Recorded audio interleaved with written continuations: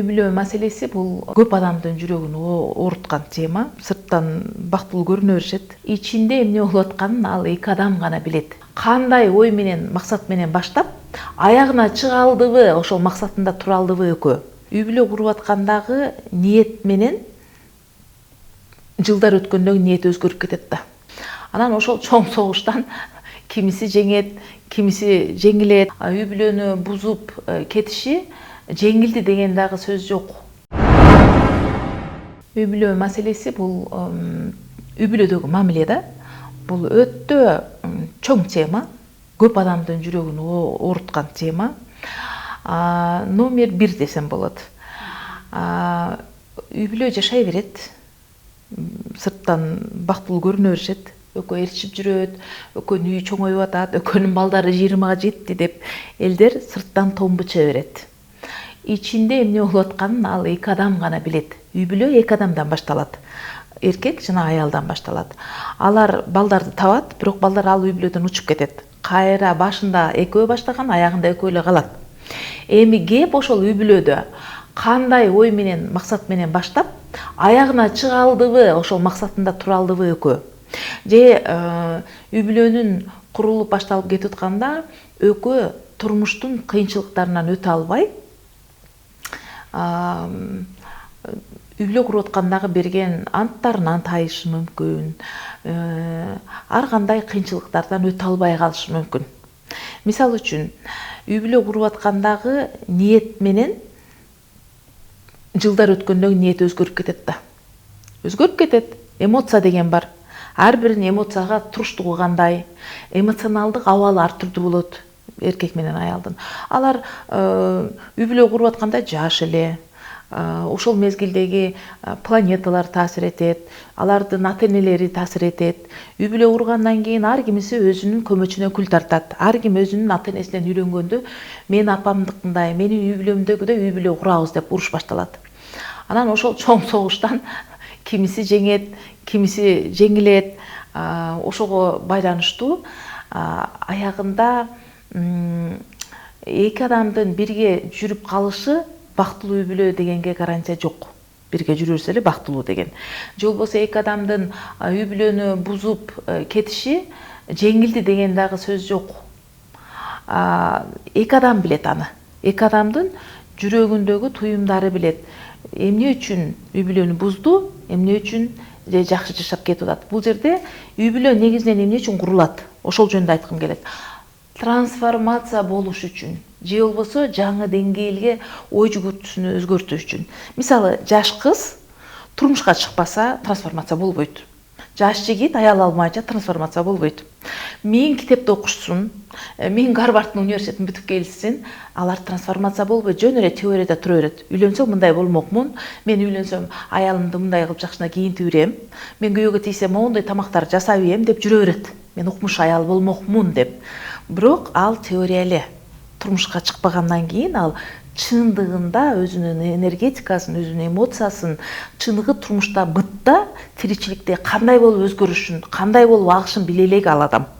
Ошон үчүн сырттан туруп бирөөгө бирөө баа бергенге болбойт. Тиги бактылуу жашап атат, тиги жеңилип калды, тиги ажырашып кетти дегенге эч кимдин укугу жок. Ким кимди осуждение деп коет, ким кимди сөз кылса, ошол кайра өзүнө кайтып келет. Себеби ал түшүнбөгөндүктөн сөз кылат. Тиги мынтти, бул мынтти, мен башкача кылмакмын дегенде, ошол тагдырды анын башына тартып алат дагы, кудум ошол орунга келгенде анан түшүнөт.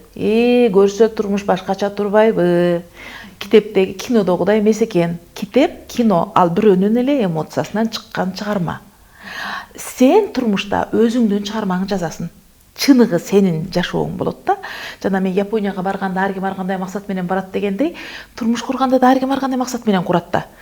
Бирөө байлык үчүн байдын кызын алат. Бирөө бала төрөп алайын деп бир жигитке турмушка чыгат. Ар ким ар кандай да. Ошон үчүн ар ким өзүнүн максатына жеткенде үй бүлөнү бузуп коюшу мүмкүн. Ар түрдүү да. Бул жерде бир беткей баа бергенге болбойт. Ар бир эки адам, үй бүлө куруп аткан эки адам жоопкерчиликти ар бири алганда. Мисалы үчүн, кыргыз элиндеги менталитетти айтайын, башка элди коюп. Анткени биз кыргыз болгондуктан биздин менталитетти аябай жакшы түшүнөбүз. Кыргыз элиндеги менталитетте эркектер басымдуулук кылат. Анткени биздин менталитет ошондой. Мырзаларды биринчи орунга коюп, аял аркасынан жүрүп, мырзаныкы туура, оозу кыйшык болсо да байдын уулу сүйлөсүн дегендей, эркек болсо аныкы туура деп коебуз да. Анын дагы философиясы бар. Ошентиш керек өзүчү. Бирок ошондо алар түшүнүгү жок эле, эркек бала жаш кезден эле напсиси көтөрүлүп кетет. Мен эркек баламын. Эркек болуп туулдумбу? Мне все можно. Мага баары боло берет деп ойлонот да. Эми ошондо үй бүлө курганда дагы ошол тактикасын көрсөтүп көрөт да алчы. Мен эркекмин, мен ооз мурдум кыйшык болсо деле мен сүйлөйм деп.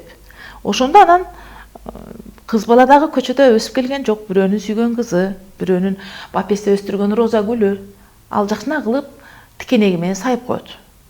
Ошо менен оюн бүтөт. Анткени жоопкерчиликти бала кызга үйүп атат. Сен мен угуш керексиң, мен айткандай жашайбыз деп. Ким айтты? Бир эле сен бар жокту билесиң. Сен айткандай жашайт деп ким айтты, кайерде жазылыптыр? Жөн эле анын мээсинде, анын напсисине жаккан сөздү угуп алган. Динден, апасынан, атасынан, көчөдөгү ичип жаткан эркектен угуп алган да. Эркек деген башкарыш керек дегенде. Эми ошол эркектин гана напсисине жагат. Кыздардын напсисине жакпайт ал. Эч качан жакпайт. Эч качан жаккан дагы эмес. Жакпайт дагы, кыздар туулуп атканда жакпайт бул эч качан. Эркектин напсиси ошону түшүнбөйт. Ар бир үй бүлө курганда кызды башкарам деп баштайт. Алла Таалам жараткандай болот. Кыздын башкарганга болбойт. Кызды сүйүш керек. Мен ошо кече маршруткага чыксам, бир улгайган аял чыкты дагы. 20 сомду берип, айдоочуга берип койгулачы, пенсионный деп деди. Анан мени алып пенсионный деп берип жүрсөм, айдоочу айтып калды, пенсионный иштебейт азыр депчи. Анан айттым, пенсионный иштебейт экен десем, деди, аялчы. Мурда иштечү эле деди. Жаңылык кириптир да дедим. Десем, мен 40 күн болду, жалгыз балам бар эле, уулум өлүп, эми чыктым эле, биринчи жолу көчөгө чыктым эле, 40 күн болду эле. Алла Таалам бардык нерсени көрсөтөт экен да деди. 60тан ашкан аял да. Ошон үчүн анда мудрость бар. Мындай, сабыр бар да. Сабыр бар. Ошон үчүн ал дароо эле мейли анда деди. Жаштардай болуп урушкан жок. Неге 20 сом деген жок. Автобустарга деп бирөөсү бирдеке деди эле, автобуска деле 20 сом төлөйбүз деди. Демек автобуста, маршруткада жүргөн аял, карасам сабыр менен макул болуп атат да турмуштун башка салганыначы. Алла Таалам бардык нерсени көтөрөт экенсиң деп атат. Анан деди дагы, мен 40 күндөн бери эми чыгып атам. Бүгүн маршрутка отурдум эле деп эмоцияга алынып ыйлап көзүнө жаш алып кетти да. Ошол эми быйыл 8-жылда